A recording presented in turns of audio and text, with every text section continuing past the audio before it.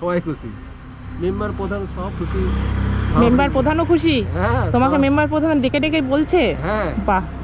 আরো 4 জন আরো ডেকে ডেকে বলছে, ছেলেকে বলি তোর বাবার ছবি দেখ। আচ্ছা আচ্ছা, তুমি খুশি তো আলটিমেটলি? খুশি, হ্যাঁ।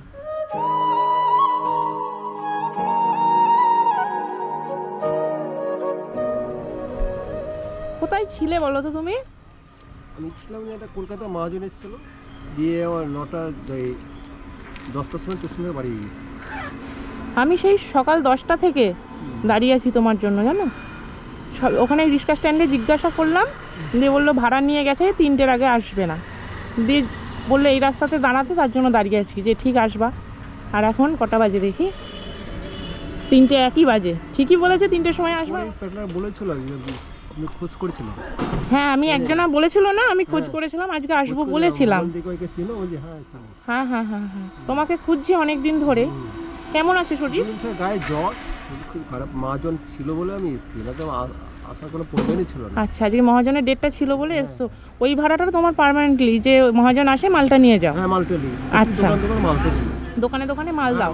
আর তাছাড়া তোমার ভাড়া সেরকম তো হয় না বললে, এখন টোটো হয়ে হয় না, ভাড়া হয় না। আগে টোটো ছিল না, তখন ইনকাম ছিল, তখন 500, 600, 1000 এরকম ইনকাম হতো। হতো, এখন ইনকাম হয় না, 200, 250 এরকম। তাতে তো সংসারও চলে না। ছেলেটা কোনো কাজ করে, কোনো সংসারও চলে। আচ্ছা, তবে এই বয়সে তুমি রিক্সা টানছো, সেরকম ভাড়াও হয় না, তোমার তো কষ্টও হয় কাকু।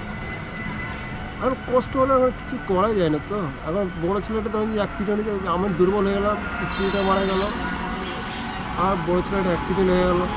হ্যাঁ, সেদিন তো শুনলামই সব কথা। এখানে ফ্র্যাকচার হয়ে গেল। আমি তোমার সঙ্গে দেখা করার আজকে একটাই কারণ, যে এই রিক্সা চালিয়ে তোমার যা কষ্ট হয় আমার মনে হলো, বা সেরকম ইনকামও নেই, তোমাকে যদি একটা ব্যবসা করে দিই আমি, তাহলে কি তুমি করতে পারবে?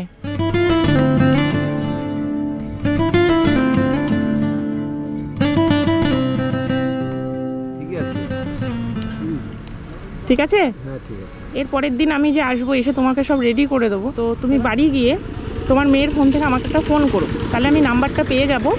ঠিক আছে?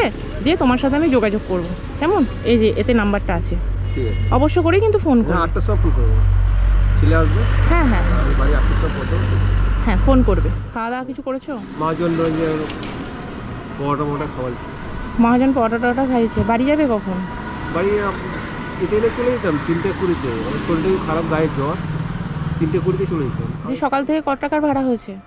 ওই মহাজন দিল 250 টাকা, আর অনেকে যে আপনার ছেলেটাকে নিয়েছিলাম 20 টাকা, তাই 270 টাকা। 270 টাকা ভাড়া হয়েছে।